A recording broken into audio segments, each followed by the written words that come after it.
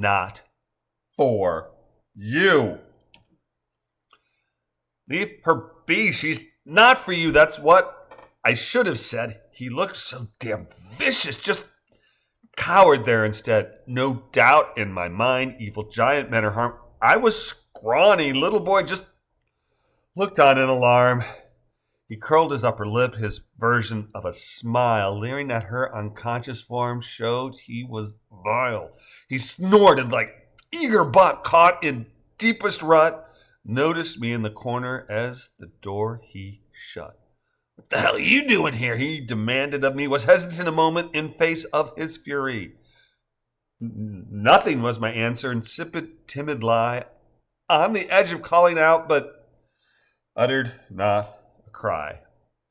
Got no right to be here, need to clear the hell out. Little shits like you always in the way, was his shout. A different deer was I, one caught in headlights. I wanted so to flee, but knew that wasn't right. Thought to call for help, but knew not who else was near. Stood there a moment, eyes darting from him to her. When his expression went from bad to sickest worse, he watched the door. We could split what's in her purse. Though still a child, I knew he was playing sick game. I nodded yes, wondering how to save her from pain. He whispered, just go outside and I'll do what must be done. We'll split what's in her purse after I've had some fun. Shivered at the word fun, wanted so to run away, sat as sentry at my post, silent as the grave. Listened with all my might, tried so to understand, had endured lots of heartaches at the hands of man. The woman I'd abandoned, no sort of blood kin, functioned as my mother, warmly taking me in. Shelter where we stayed now was to be a safe place. Work hard, we'll get ahead. Poverty's no disgrace, was mantra for false young mom. Heart big as outdoors, loving surrogate angel, look after my affairs. Bed springs made a groan from what I figured was his weight. She cried out, help! He stifled her a bit too late.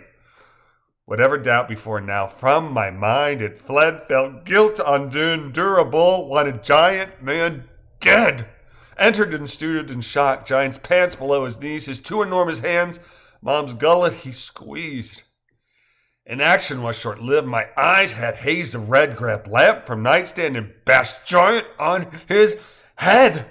Lamp was discarded, blood gushed from giant's scalp wound, grabbed greasy hair one hand, did while temple I did pound. My eyes clouded over, my fists slashed out in rage, death at my hands alone my anger could assuage. I'd always been so timid, never fought before, knew that tonight one would die before the fight was over. Ferocious giant I'd caught in sneak attack. Hideous monster had different monkey on his back. Brought screaming back to earth by restraint from behind. Hadn't registered others who me did blindside.